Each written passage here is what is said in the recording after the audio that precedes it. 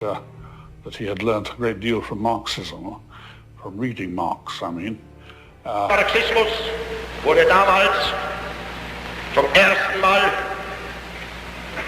zu einem Kampfziel erhoben.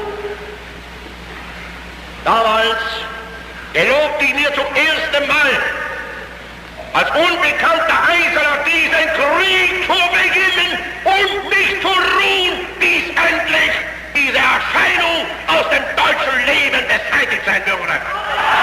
This is just a tiny sample of how rightists blatantly lie to change history to suit their purposes. You have to laugh at their desperation. That clip I just showed you of Hitler making a speech is not hard to find, because that speech was his victory speech after being appointed Chancellor by Paul von Hindenburg. I will have links to the whole speech in the description. Why did I bother showing you this? Well, it shows the perils of making a claim when you have no evidence to back it up. Imagine if Mr. George Watson had made this claim during a debate, and then his opponent showed that clip of Hitler's speech. He would look like a complete idiot, or worse, a liar. This shows the importance of having evidence to back up your claims.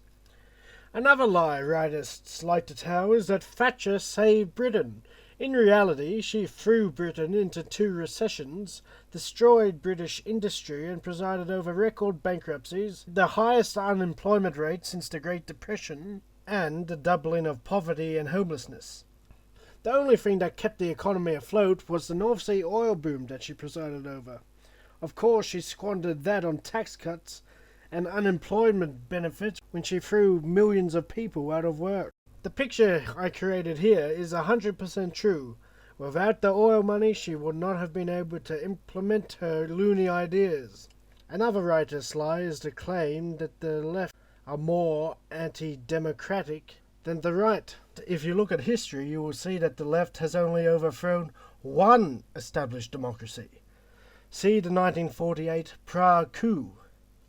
The right, on the other hand, have overthrown democracies in Italy, 1922, Germany, 1933, Spain, 1935, Chile, 1973, Iran, 1953, Guatemala, 1954, Greece, 1967, and Argentina, 1976.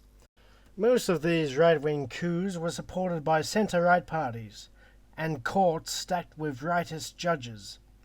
Having a judiciary dominated by right-wing judges is a terrible thing for democracy, as proven in the Weimar Republic. Another lie rightists like to tell is that the US were primarily responsible for the defeat of the Third Reich and its European allies during the Second World War, when in reality it was the Soviet Union. In 1913, Russia was a weak and agrarian society. In 1917, it was devastated by war, but by 1940 it was an industrial superpower. If it had not industrialized in such a rapid manner, it would have been easily crushed by the German army and its allies. Did I say anything offensive there? No. Even the conservative UK Prime Minister, Sir Winston Churchill, admitted that it was the Red Army that tore the guts out of the Nazi war machine.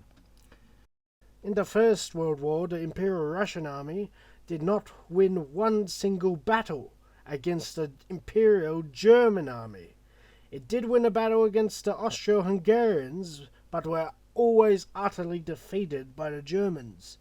Now fast forward to 1941.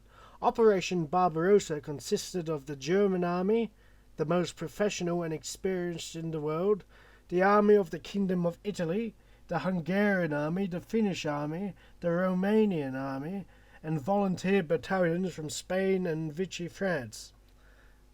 The Red Army not only defeated these armies in the field, but drove them back to their respective capitals. They could not have done this without the massive industrialization that took place between 1928 and 1941. Now I say all this not to undermine the contribution of other nations to the war, but it is clear to me that the Red Army did indeed tear the guts out of the German army. After all, The Red Army was responsible for 75% of German casualties in the war. If they had lost the war, the people of the USSR would have been enslaved, massacred, or driven into Siberia. Now, Nazi sympathizers and apologists like to claim that Stalin was worse than Hitler. Stalin's industrialization measures saved the USSR from being conquered by a nation that literally wanted to wipe them out. That just shows how deluded and dishonest these rightists are.